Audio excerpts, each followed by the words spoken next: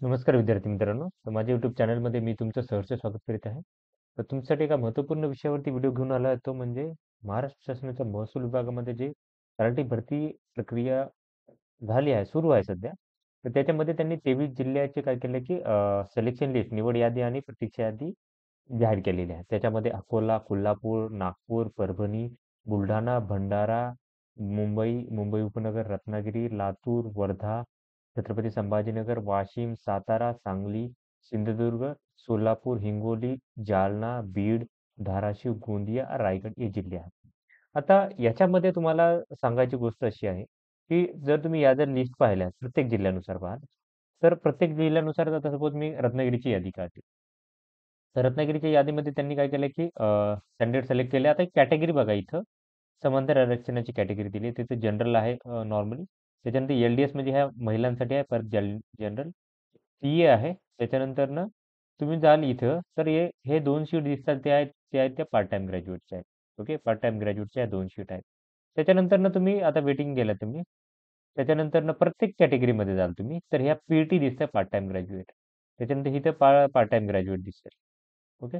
त्याच्यानंतरनं तुम्हाला प्रत्येक याच्यामध्ये जाल तुम्ही. आता ओपनसाठी दाखवेल मी तुम्हाला. तर ओपनसाठी ही आहे एन-टी-सीसाठी. त्याच्यानंतरनं ही आहे एन-टी-डी. एस-बी-सी 6 सीट आहेत. त्याच्यानंतरनं हे आहे ओ-बी-सीसाठी. ओ-बी-सी 36 सीट आहेत. तर इथं बघा, इथं तुम्हाला पी-टी दिसतील 1, 2, 3, 4, 5. ते 6 सीट आहेत, सॉरी. 6 सीट आहेत त्या पी-टीला दिलेल्या आहेत.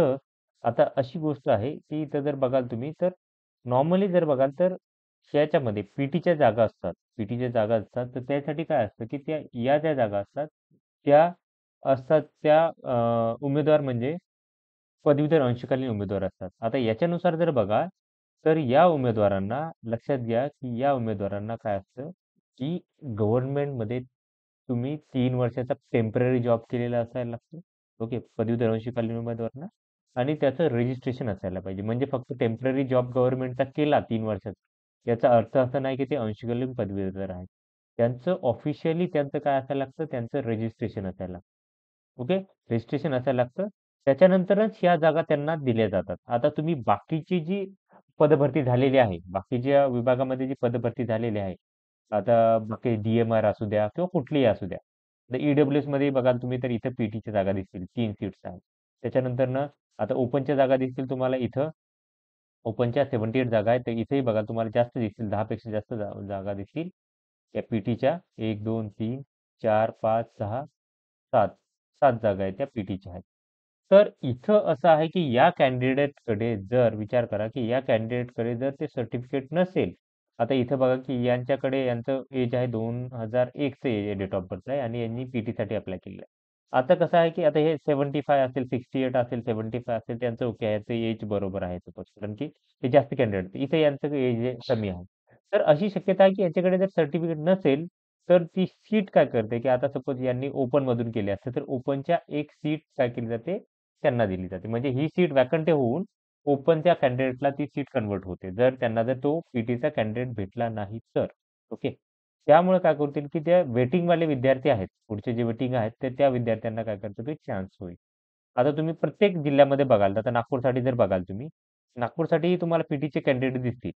ओके. आता तुम्ही इथं जर बघाल, ही नागपूरमध्ये ओपनसाठी 66 सीट आहेत.